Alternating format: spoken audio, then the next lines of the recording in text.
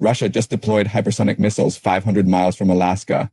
Not a rumor, not a leak, a confirmed deployment, a new Russian military base on the Arctic coast, equipped with Kinzhal and Zircon hypersonic missiles, positioned so that Washington has approximately 9 minutes of warning time before impact on American soil. 9 minutes, less time than it takes most Americans to drive to work. Less time than a commercial flight takes to taxi and take off. 9 minutes to detect, decide, and respond to a weapon that travels at Mach 10, that can maneuver during flight, and that current American missile defense systems were not designed to intercept. My name is Professor Jiang. I study geopolitics and predictive military analysis, and what I am about to show you in the next 10 minutes is not speculation. It is the analytical breakdown of a deployment that changes the fundamental defense calculus of the United States, that every serious military planner in Washington is now reassessing, and that almost nobody on television is covering with the strategic weight it deserves. Russia just deployed, and why the Arctic matters more than the Middle East right now. Here is what we know. The deployment is located at the Russian military base at Negerskoye on Alexandrol and in the Franz Josef Land archipelago. This is not a new base. Russia has maintained a presence there since the Soviet era. What is new is the weapon system now stationed there. The Kinzhal air-launched ballistic missile and the Zircon hypersonic cruise missile. Both are capable of speeds exceeding Mach 8. Both can maneuver during flight to evade interception. Both have ranges that place every major American city within striking distance from this single Arctic location. The distance from Negerskoye to Anchorage, Alaska is approximately 1,800 miles. The distance to Seattle is approximately 3,200 miles. The distance to Washington, D.C. is approximately 4,100 miles. A Kinzhal missile traveling at Mach 10 covers 1,800 miles in approximately 9 minutes. A Zircon missile traveling at Mach 9 covers the same distance in approximately 10 minutes. That is the warning time American defense planners now have for a strike launched from this location against Alaskan targets. For targets in the continental United States, the warning time extends to approximately 15 to 20 minutes, depending on the specific target and the missile variant used.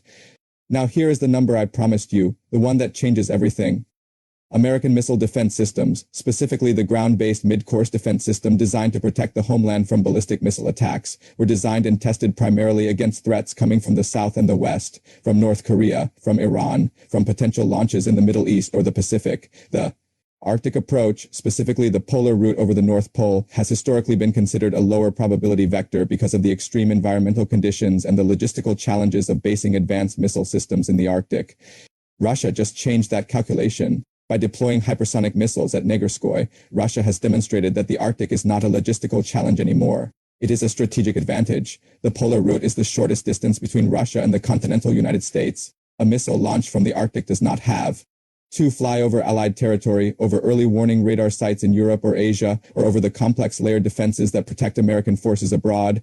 It flies over the pole directly toward its target with minimal warning time and minimal opportunity for interception. The specific technical challenge that hypersonic missiles pose to American defense systems is not just speed, it is maneuverability. Traditional ballistic missiles follow a predictable parabolic trajectory. Defense systems can calculate that trajectory, predict the impact point, and launch interceptors to meet the incoming warhead. At a specific point in space and time, hypersonic missiles do not follow a predictable trajectory. They can change course during flight, they can adjust their altitude, they can deploy decoys, they can fly at lower altitudes than traditional ICBMs, which places them below the optimal engagement envelope of many existing missile defense interceptors. This is not a technology gap that can be closed with a single new weapon system.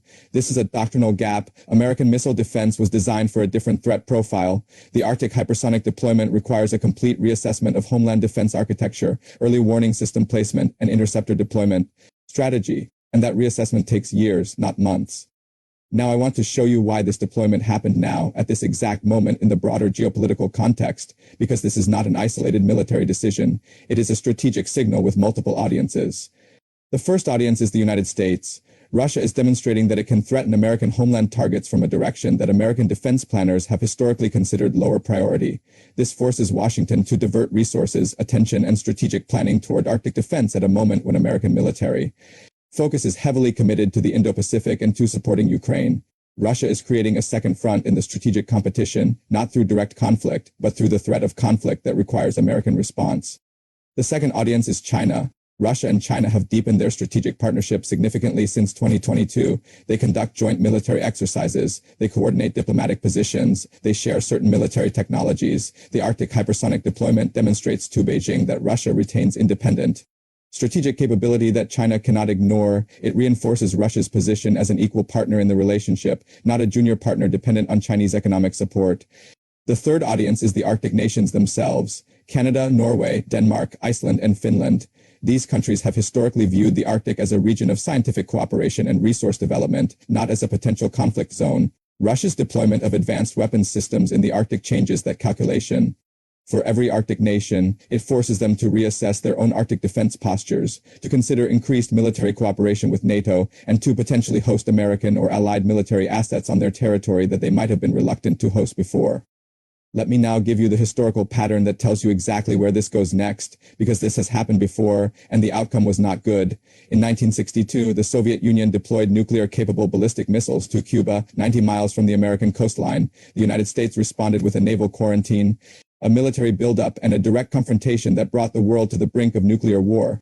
The crisis was resolved through back-channel diplomacy, through the removal of the missiles from Cuba, and through a secret agreement to remove American missiles from Turkey. The Arctic hypersonic deployment is not identical to the Cuban Missile Crisis. The weapons are different, the geography is different, the political context is different, but the strategic logic is similar. A rival power deploys advanced weapons systems in a location that threatens American homeland targets with minimal warning time. The United States must decide how to respond, escalate militarily, negotiate diplomatically, accept the new reality, and adapt defensively. The difference between 1962 and today is that in 1962, the United States had a clear military advantage in the region. In the Arctic today, Russia has the geographic advantage, the basing infrastructure, and the experience operating in extreme cold conditions that American forces do not possess at the same scale. This is not a crisis that can be resolved with a naval quarantine. This is a deployment that is already complete, already operational, and already changing the strategic calculus. Now I want to show you what the United States is likely to do in response, because this is where the analytical prediction matters most. The first response will be diplomatic. The State Department will issue statements condemning the deployment. The United States will raise the issue at NATO meetings. It will coordinate with Arctic allies to present a unified diplomatic front. This is the low-cost, low-risk response that signals concern without escalating militarily. The second response will be military, but not directly confrontational.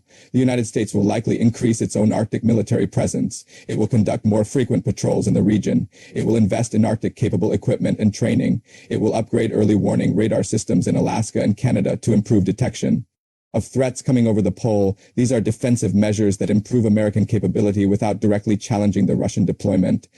The third response, and the one that carries the most risk of escalation, is the deployment of American hypersonic or advanced missile systems to Arctic allied territory. If the United States places similar weapons in Norway, in Canada, or in Alaska itself, it creates a mirror image of the Russian deployment. It signals that America will match Russia capability for capability in the region, but it also creates a situation where both sides have advanced weapons systems pointed at each other across a relatively short distance, with minimal warning time for either side. That is the definition of a crisis instability scenario, where the incentive to strike first in a crisis becomes stronger because the warning time is so short. Here is what to watch for in the next 72 hours. Watch for any statement from the Pentagon about changes to the alert status of American missile defense systems. If NORAD or US Northern Command announces increased readiness levels or changes to interceptor deployment patterns, it means American military planners believe the Arctic threat requires an immediate operational response. Watch for any announcement of joint military exercises between the United States and Arctic allies in the next 30 days.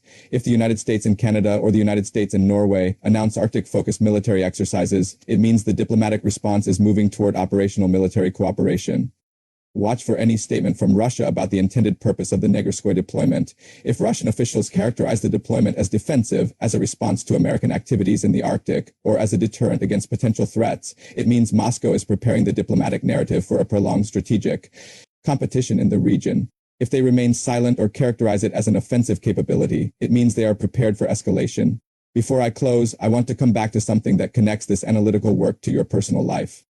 I do this work every day because I believe people deserve analysis that goes deeper than the headline, that reads the letter inside the envelope rather than just describing the envelope itself.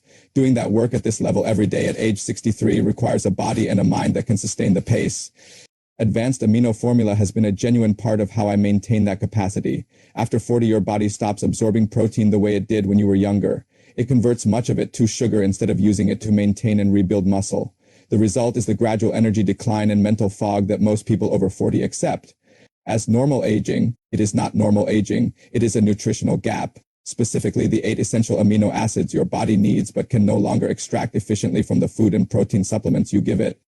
Advanced Amino delivers all 8 in the ratio your cells can actually use with almost zero waste. That is why it hits differently from protein shakes and other supplements I tried before. The link is in the pinned comment and in the description below. They offer a full 90-day money-back guarantee if you do not feel different. In 2 weeks, return it, zero risk. But I am telling you from my own experience at 63, covering these stories at full intensity every day. When your body has what it actually needs, everything else becomes easier. Russia just deployed hypersonic missiles 500 miles from Alaska. The morning shows will report the deployment and move on. What they will not tell you is that this changes the fundamental defense calculus of the United States. What they will not tell you is that the Arctic is now a front in the strategic competition between great powers. What they will not tell you is that the warning time for American cities has just decreased in a way that requires a complete reassessment of homeland defense. Now you know. Subscribe right now if this gave you the analytical depth that the news cycle is not providing. Drop a comment below with yes or no. Do you believe the United States will respond to this deployment with its own Arctic weapons systems within the next 12 months? I read every single comment. I will see you tomorrow.